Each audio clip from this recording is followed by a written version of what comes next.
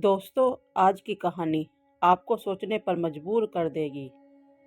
अक्सर हम कई मौक़ों पर कुत्तों का नाम लेकर मिसाल दिया करते हैं।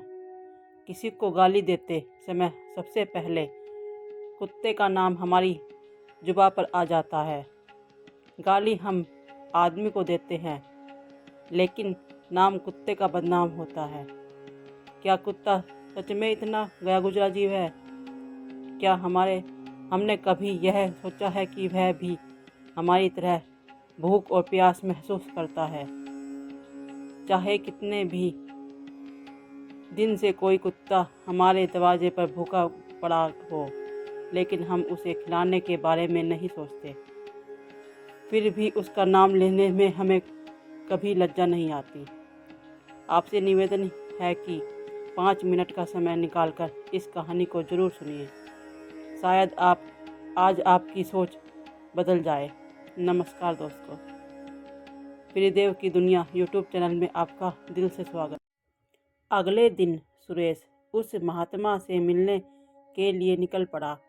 जब वह आश्रम पहुंचा तो देखा कि महात्मा कुछ लोगों को उपदेश दे रहे थे।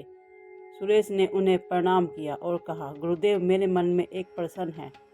महात्मा ने कहा, निसंकोच पूछो वत्स। सुरेश बोला, गुरुदेव, मैं जानना चाहता हूँ कि कुत्तों को एक टुकड़ा रोटी खिलाने से मनुष्य कौन सा फल मिलता है? महात्मा बोले, यदि मनुष्य इसके लाभ जान जाए तो कभी दुख न हो। जो व्यक्ति पृथ्वी लोक पर कुत्ते को रोटी खिलाता है वह जीवन भर सुखी रहता है और मृत्यु के बाद मोक्ष को प्राप्त होता है। फिर महात्मा ने कहा, पहले एक कहानी सुनो। एक समय की बात है, एक काले रंग का कुत्ता था। वह बहुत लाचार, भूखा और प्यासा था। वह गांव में घर घर घूमता, लेकिन कोई उसे रोटी का एक टुकड़ा भी नहीं देता। एक दिन वह गांव के बाहर नदी किनारे एक ऋषि के आश्रम पहुंचा और बोला, हे मुनिवर, मैं भूखा हूँ, कृपया मुझे रोटी दे दीजिए। ऋषि ने पूछा, क्या गांव में किसी ने तुम्हें कुछ नहीं दिया? कुत्ता बोला, मुनिवर, हम पर कोई दया नहीं करता। फिर उसने अपनी व्यथा सुनाई शुरू की। कुत्ता बोला, मुनिवर, हमारा कोई घर नहीं, कोई आसरा नहीं, हमें कमाकर खाना नहीं आता, हमें बस पहनना नहीं आता, लेकिन भूख हमें भी लगती है। चोट लगने पर दर्द हमें भी होता है और रोना हमें भी आता है।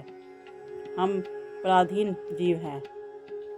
हमारे जन्म पर न कोई खुशी मनाता और न कोई हमारी परवाह करता।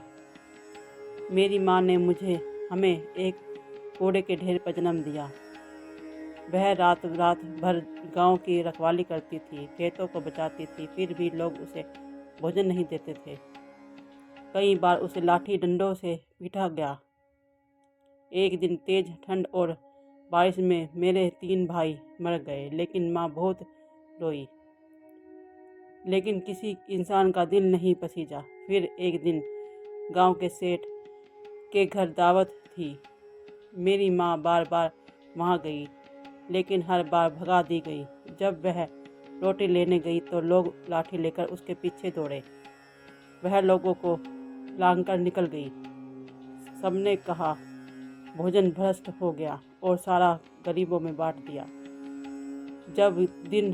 उस दिन मेरी माँ ने पहली बार पेट भरकर खाना खाया, लेकिन उसी सेठ ने बाद में उसे डंडों से पीट दिया।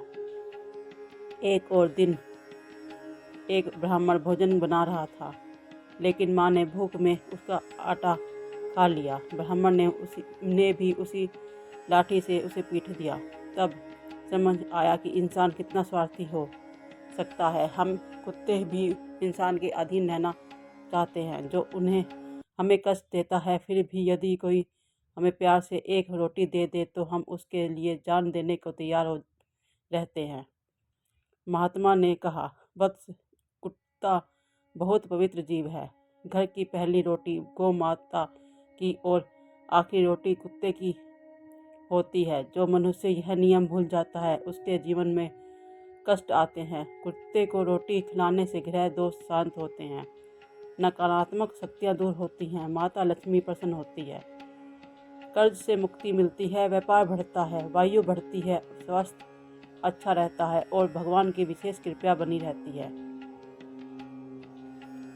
महात्मा ने सुरेश को समझाया कि जो व्यक्ति समस्त जीवों पर दया करता है, भगवान भी उस पर सदैव दया करते हैं।